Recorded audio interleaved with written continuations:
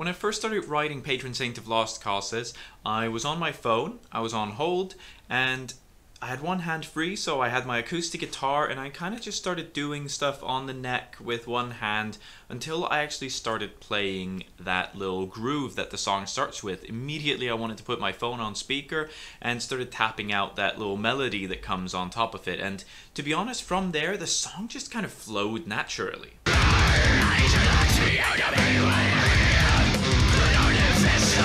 So from that clean, kind of math rocky, chill kind of feel at the start, I knew I wanted it to be this whole journey that would go through all sorts of moods, and yeah, like I said, it just flowed naturally from there. I came up with each riff as I went along, I kind of heard what I wanted in my head and went along with it, and then at some point I thought of that jazzy kind of closing part of the song,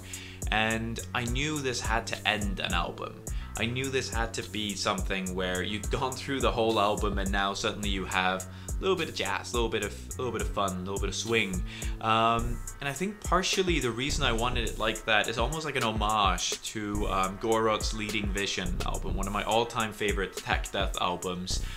where the final song, Hidden Genocide, features sort of a gypsy jazz retelling of the solo part from earlier in the song, and I always felt like that was such a perfect way to end that album, because it is intense but it's also groovy and fun and melodic at the same time, and I would really recommend it if you haven't listened to it. And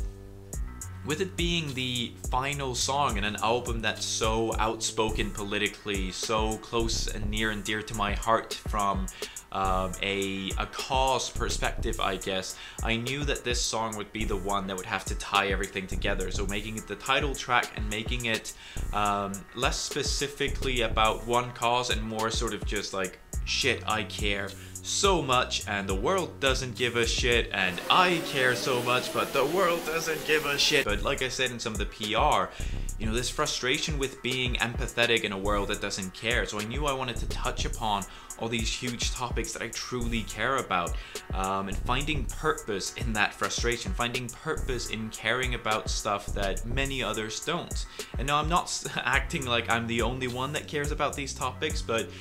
those out there that truly have been outspoken in a lot of these topics will know what I mean when I say that it's not always that you're met with people being against it, but just sort of apathetic. And you know, so I wanted to make sure that I called out some of these topics, called out animal rights, human rights, fighting against poverty, starvation, LGBTQIA+ rights, and actually on that last one, it just kind of hit me recently, actually when I finally got the CDs in my hand and I was kind of looking at it and thinking about the fact that not only did I release my debut album finally as this project, but I did so in such an unapologetic way. And if you haven't seen the physical copies, if you're one of those that don't own that, I'll show you on the screen right now. On the back and in the booklet, the name of the album is actually written in sort of a rainbow colored font, and you know, I've got a lot of references to different things on the album where it is so unapologetically exactly what I talk about on a day-to-day basis, exactly what I'm passionate about. And it just felt great to sort of see that in front of me, because when you're sort of deep inside the project and working on the music, working on the lyrics, it's really easy to kind of get tunnel visioned and not allow yourself that space. But this song in particular, and recording the playthrough video as well, made me feel really accomplished it on sort of a micro scale. Like, this song and this album was exactly what I set out to create, and that was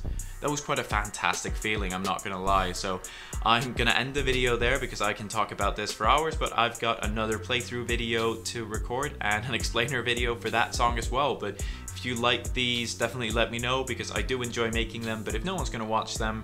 I'll probably still make them, to be honest, because why not? If there's ever a place to overshare, it's music.